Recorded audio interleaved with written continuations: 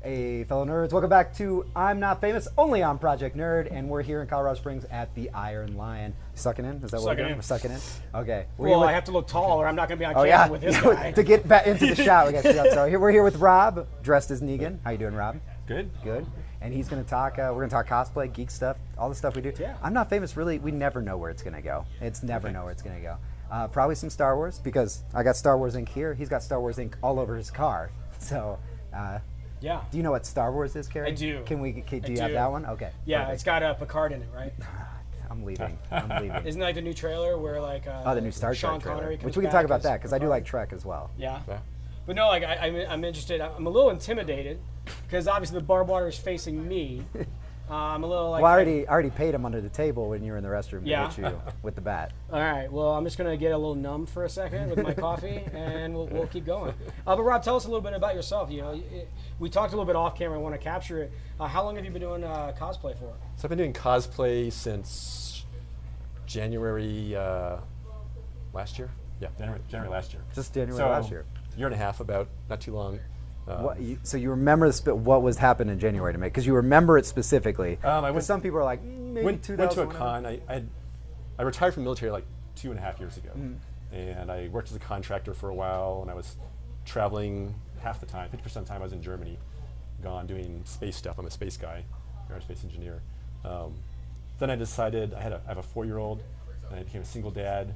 Decided I'm going to stay home, and I get good money from retirement and disability and stuff in the military. So I'm like, okay, I can do that.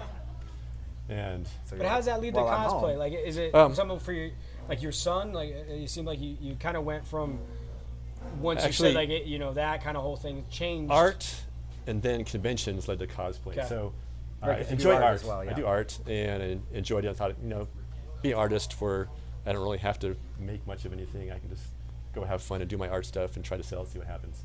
And so I went to my first convention about 2 years ago, and I saw some cosplayers there, and I thought it was interesting, and I thought about it in the following months after that convention, and thought, I could probably get a costume up and do that at my art table too, just to attract more attention. Yeah, And for sure. So that first one I did at the con back in the end of January, I did Doctor Strange. Okay. And I did a bot cape and another bot piece, but then I hand-made one piece, like a big robe type piece with a big Eye of Agamotto on the back for Doctor Strange. And people just loved my cosplay there more than my art. Which convention was this? It was Galaxy Fest. Okay. Where is Galaxy? Is that Here in the That was Springs. here in the spring, so Okay. it's... What was the show that you first went to, though? You said you went to one a few that months ago. was Pikes Peak Comic Con, and it was up at Pikes Peak Community College. Really? Yeah, up here on I the don't north think. side. They had I it. guess that was a couple of years ago Yeah, now, huh? a few years ago, yeah. I don't know what year it is anymore. Yeah. I guess I don't know. Yeah. So art. What kind of art do you like to do? Some fantasy stuff. I do some fan art. So I did Doctor Strange Okay. piece, of course. That's one of my big cosplays. I do some space art. In fact, I could probably just show you some examples. And we can pull it up on the screen when we Yeah. do the video edit. So I've got- especially when the bat's being put down? I feel like that's a safe Yeah. bet. Oh, you want it? So there's business cards, and there's a Doctor Strange All piece right. I did. Here's a Demon Imp piece I did, and here's a like X-37 space plane piece that I did. I like it. these are Different Yeah, business cards. that's great. Military space art. I like that. That was the idea at first. Being a space officer from the military and aerospace engineer, space scientist. Wait, I had all the you skipped connections. right. You I said know, you were I a left out- space officer. No, he Yes. he glossed over the fact that he's an aerospace engineer. Right. Like, because that's not huge or anything. But how do I get the title of space officer? Like, did you go to like an officer school we have the Space Force now.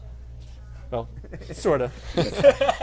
There's a space branch in the military. There's a space branch in the Air Force. They have the largest contingent of space officers, and the Army has a small group. And when I came aboard, it was about 250 space officers in the Army. And that included people that worked with satellite systems, classified stuff that flies up there, and the astronauts all kind of grouped together in the same group. I think people forget, and with it being the 50th anniversary this year of the moon landing, I think it's been put back into mainstream a lot, but people forget how many people it takes to send somebody up there, because they're just rooms filled Oh, yeah. with people, as well as the tech that has to be maintained beforehand, afterhand, built, and all this stuff. It's crazy the team that it is to do our space travel. I got good exposure to that. Well, being a space officer, I did go and I visited SpaceX like 5 times. I visited some of the other classified facilities where they build things. And I actually got to go spend a year at the Applied Physics Lab with Johns Hopkins University, and they run some NASA missions there. And I worked on 12 different projects when I was there, but the highlight of my career, I had wanted to either be an astronaut or work on a deep space mission sometime in my life. Yeah. And so I got to work on a deep space mission when I was there. I got to work on the New Horizons project that went to Pluto. And I reviewed the autonomy systems of that spacecraft because as it goes out to Pluto, or it went out to Pluto, it's past now. Yeah. It's a 4-hour communication time for light or signal to get out to the spacecraft when it's at Pluto, and 4 hours coming back. So you can't tell the spacecraft, oh, the spacecraft sees Pluto, point at this weird thing here. Because it's 8 hours later now. Yeah, it's past Pluto then. It has to figure it out on its own. So I reviewed that the autonomy systems of the spacecraft. Someone else actually designed it. But during my year there as a military officer, I was selected to go and get to wear civilian clothes. That was nice. Didn't have to be in the green. Reviewed the systems, it all checked out, and the mission went well, and it was pretty neat. Awesome. How did that feel? Like, so when it gets to Pluto, how do you feel at that point, knowing that you contributed to that? Because that wasn't a minor accomplishment. That was the timing. Because you talk about not only the timing of communicating right there, but so far in advance, it has to be launched and travel the right trajectory to line up with a planet that is traveling a completely different, like a year on Pluto is far, far different than a year on Earth. It's pretty amazing altogether that everything has to come together, and any little error, and there's other missions out there that have errors happen and the whole mission goes, or a small part goes. Like, for example, the New Horizons mission shares the control room at Johns Hopkins University with the Messenger mission. Okay. And Messenger, I was sitting on the control floor when it did its first fly past of Mercury, and it had an autonomy problem, actually. The same thing I was looking at on New Horizons, and it didn't know it at the time, but they said, we're going to get some pictures that it goes past the first time, and instead they just got the signal, went blip, and just disappeared. Right. And everyone just went crazy on the floor, and what's going on? It's this stuff's fascinating. It's like I show my kids like the Voyager stuff, and it's like you have to understand this was made that long ago, and it's still communicating like out in the middle of nowhere to where we don't even still know what's actually out there, where it's at. It's just crazy, these missions and how much goes into it. I'm obsessed with space as well, so like being an astronaut would be the coolest thing. Like I said it the other day, we were watching, I started showing my kids From the Earth to the Moon on HBO. Okay. And watching it, I'm like, I'd love to go to outer space. My daughter's like, I don't want to go to outer space. I'm like, why? She's like, what if I get left out there? I was like, fair enough. So I don't know. It takes a special breed, I guess, to actually want to go out there too. And it takes a large wallet to actually get to go out there. But at least what private is. You mentioned SpaceX. What was that like? Like, I feel like that'd be awesome to go see all that's going on with this privatized world of it now. At the time, I was one of the instructors for the new Army space officers that were coming aboard, and I think they've grown to like 500 people now, I think, and I think they're possibly with Space Force, they're going to combine them, all the officers together from the Air Force, Army together as one group, if they keep going that direction. It was talked about back when I was on the Army space side, doing those things. Where are we going? Oh, SpaceX, that's right. Yeah. Yeah, it's very neat. SpaceX and other facilities. I went to Boeing, Lockheed Martin out there and saw things they were making, how they put things together. And SpaceX was very unique, and they kind of turned things on the head on the space industry and changed stuff up and did things differently. They had a hard time starting with some things, like, for example, they build a lot of their stuff right on the floor there where the headquarters is. It's their shop area too. But there was one piece, I forget what exactly it was, that it was a small company, and they did stuff for like Boeing and Lockheed Martin for their spacecraft, but they were fully contracted out, and they would not do it for SpaceX. SpaceX said, okay, we want you to do this for us too. So, sorry, we can't. So what did SpaceX do? They bought the company and moved it to their floor. There you go. There you go. I mean, when you got that kind of money, again, when you have those types of, that wallet, I don't know. You got space questions, dude? No, I don't. I am. I You're thought not a big space nut, I or? knew with cosplay I wasn't going to be able to participate, but now you're talking about space. And my obvious question is, what do you think? I mean, you've obviously done so many professional things relating to this environment, and then you see people coming out and then documentaries being formed about the idea and concept behind flat Earth. Like, you have to have an opinion based on that, right? I mean, you've been physically involved in many of these things, and yet there's people both locally and all around the U.S. that believe in this concept. All around the world. Around the world.